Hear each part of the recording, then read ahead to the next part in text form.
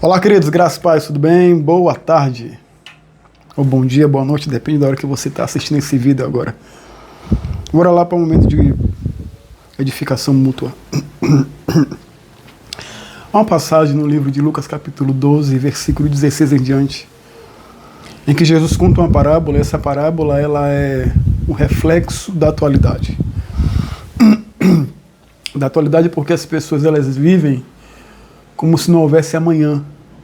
E algumas, por falta de propósito, elas acreditam que tudo começa e termina aqui mesmo. Mas não é isso que a palavra fala. Vamos ler juntos? Lucas 12, versículo 16. Eu peço que você pegue sua Bíblia também. Jesus lhe contou ainda uma parábola dizendo, aqui é Jesus contando: o campo de um homem rico produziu com abundância. Então ele começou a pensar: que farei? Pois não tenho onde armazenar minha colheita. Até que disse: já sei, destruirei os meus celeiros, construirei outros maiores, e aí armazenarei todo o meu produto e todos os meus bens. Então direi à minha alma: você tem em depósito muitos bens para muitos anos. Descanse, coma, beba e aproveite a vida. Mas Deus lhe disse: louco, esta noite pedirão a tua alma o que você tem preparado e para quem será. Quando eu olho para uma parábola como essa parábola reflete de verdade a atualidade. As pessoas vivem como se não houvesse amanhã. As pessoas vivem como se tudo fosse apenas isso aqui. E essa falta de compreensão da eternidade conduz essas pessoas a terem uma vida completamente destituída de propósito e aquém daquilo que Deus espera de cada uma delas. Ou então elas criam uma desculpa ou um argumento que anestesia a sua consciência. Mas eu preciso falar para você que existe uma eternidade com Deus e uma eternidade sem Deus. E é por isso que tudo que eu faço nessa vida eu preciso fazer tendo a consciência que um dia eu prestarei contas a Deus. O diabo ele é tão sagaz que ele consegue introduzir na mente de alguns incautos, de alguns tolos, que não, isso é religião, é para controlar as pessoas. Irmãos, eu queria saber o que é que os discípulos iriam ganhar se deixando ser assassinados pelo Evangelho em prol de controlar quem ou o quê. Isso não faz nenhum sentido. Na verdade, o que os primeiros apóstolos, o que a igreja primitiva passou e tudo que ela enfrentou foi com o único intuito de transmitir aos nossos corações valores e nos levar a compreender que existe uma vida após a morte. O carnaval está aí às portas. Muitos cristãos se afastam para pular carnaval. Outros dizem: não, eu vou me divertir, depois eu me ajusto com Deus. Outros dizem: não tenho por que me ajustar nada, até porque Deus me ama e um Deus de amor quer a minha alegria, quer a minha felicidade. E sabe que todas as nossas ações elas vão gerar uma consequência para nós. É por isso que eu tenho que parar para refletir e pensar agora. Aqui a palavra fala de um homem muito rico. Muito rico. E esse homem que é muito rico, ele, quando chega o tempo da sua colheita, ele tinha campos com muitas plantações. Desculpe esse pigarro aqui na minha garganta. Eu estou me recuperando de uma gripe. Então esse homem muito rico, quando chega o tempo da sua colheita, ele fala: rapaz, eu tenho tanto para colher que eu não sei nem onde vou armazenar isso tudo. Não sei nem onde vou guardar tudo isso que eu tenho.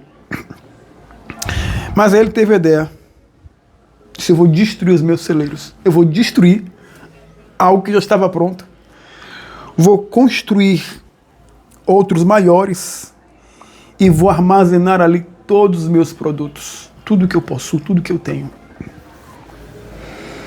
E ele faz isso, ele tem uma colheita abundante, muito grande, muito gigantesca. Interessante, amados, que perceba que as pessoas acham que o fato de elas estarem bem financeiramente quer dizer que Deus está com elas. Isso não é verdade.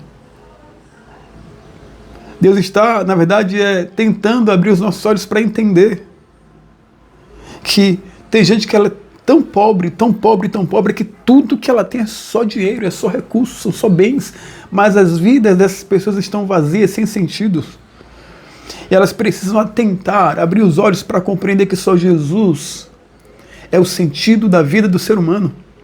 Com Jesus você vai poder ser próspero, ou seja, próspero, ou tenha dinheiro ou não, você vai compreender que nada disso faz diferença. Claro que eu não estou aqui fazendo a defesa do evangelho da pobreza e da miséria, não. Mas eu quero falar para você o seguinte: quando Cristo ele é o centro das nossas vidas, aí sim as coisas passam a fazer sentido para nós.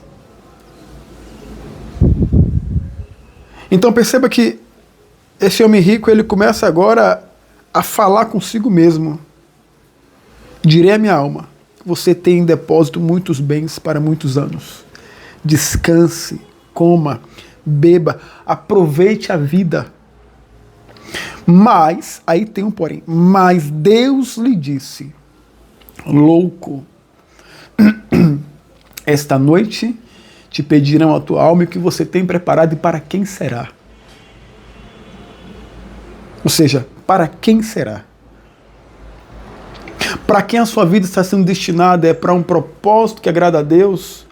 Ou para simplesmente perecer eternamente distante da comunhão com o Senhor? A palavra fala sobre outra passagem, que havia um rico e Lázaro. Lázaro passou muito tempo em dificuldade, pedindo esmolas.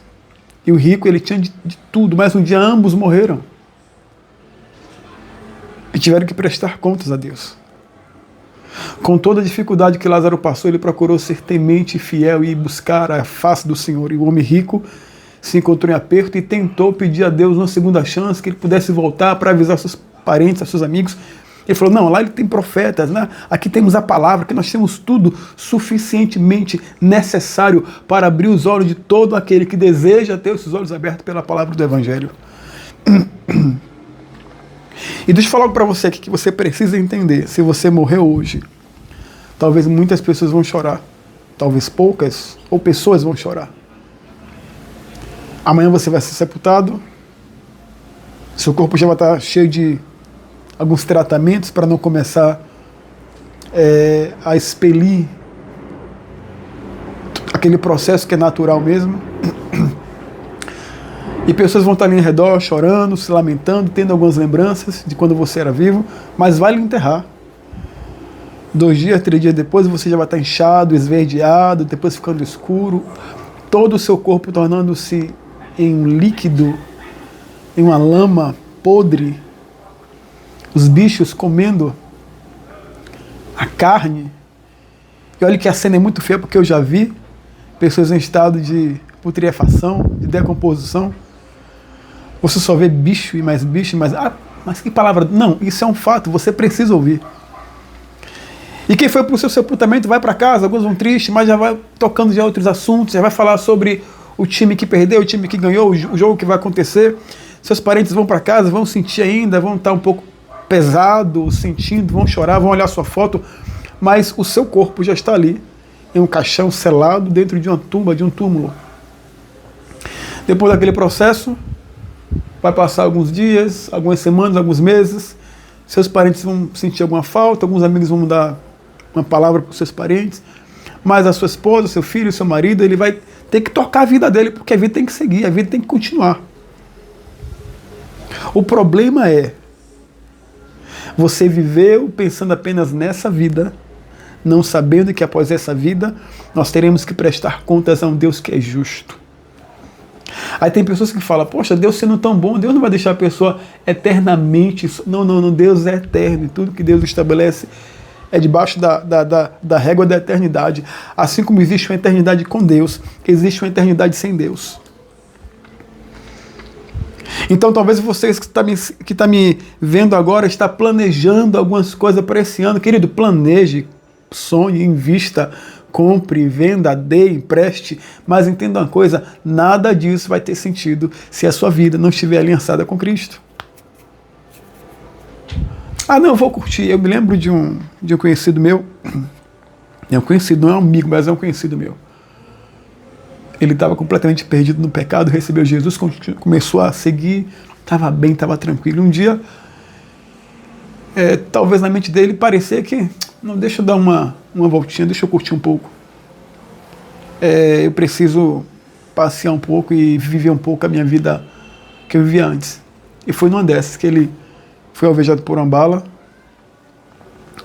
Graças a Deus ele não morreu. Hoje ele está numa cadeira. Hoje ele é cadeirante. E hoje ele consegue reconhecer que ele tomou a pior decisão da vida dele. Num dia, escolher deixar por um breve momento a presença de Deus para ir para uma falsa festa. E nessa falsa festa ele foi alvejado por uma bala depois de uma briga. Eu quero que você entenda o seguinte, amados, o cristão ele passa por adversidades, o cristão ele passa por dificuldades, mas existe um Deus que lhe faz triunfar sobre todas as coisas. Existe uma palavra que nos traz gozo, esperança e convicção de que Deus é conosco, Ele não vai nos abandonar. Então eu quero encorajar você nesse dia chamado hoje, renda a sua vida a Jesus agora. Eu estava agora dirigindo meu carro, fui buscar uma pessoa no aeroporto e viemos comentando, né? Essa pessoa, ela morou muito tempo aqui em Salvador, hoje mora no Rio de Janeiro.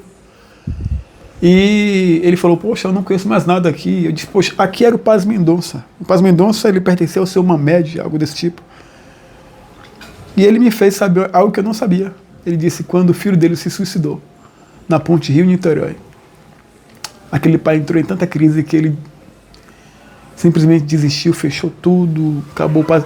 Para quem não conhece o Paz Mendonça, Unimar, né? Hoje o Bom Preço, tudo isso é uma dissidência daquela época. O Paz Mendonça era uma rede de mercado tão grande. Ele era muito rico. Dizem que era uma pessoa excelente. Mas o seu filho estava tão vazio que para ele tentar dar um fim à sua dor, foi dando fim à sua própria vida. Foi se lançando de uma ponte de Rio-Niterói para acabar com o seu sofrimento. Às vezes nós temos aí na internet, temos que, sabe, tentar transmitir uma ideia de felicidade, de alegria que não existe, porque você sabe qual a sua realidade quando você está sozinho na sua casa. E até cristãos mesmo, porque não entendem a palavra, está no evangelho, mas tentando viver o evangelho que ele mesmo produziu, não o evangelho bíblico.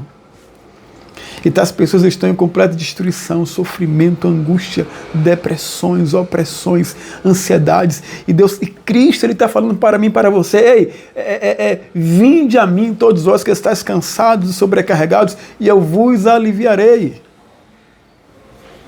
Tomai sobre vós o meu jugo, que é leve, que é suave, e aprendam de mim que sou manso e humilde de coração. Jesus é a resposta para todas as suas dúvidas, para todos os seus conflitos. Só Ele pode trazer sentido à sua vida e mudar a sua história por completo. Eu oro para que Deus abra os seus olhos e lhe faça entender que o melhor caminho, a melhor decisão é obedecer e seguir ao Senhor Jesus Cristo. Deus te abençoe. Eu sou Victor Hugo e quero convidá-lo a estar conosco também. Venha fazer uma visita aqui na Igreja Bíblica Salvador Dias Dávila.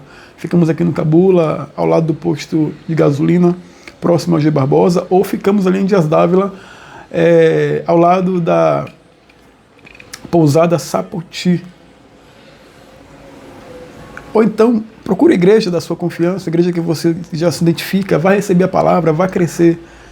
Agora, uma igreja que pregue a palavra verdadeira, uma palavra cristã, e não uma igreja que ensine você a ser apenas um religioso, ou apenas alguém místico, cheio de misticismo, que troca o nome de Jesus Cristo por um cordão ungido, por uma água abençoada, por um sal abençoado. Procure uma igreja que ensine você a andar na palavra, porque somente a palavra tem vida eterna para cada um de nós.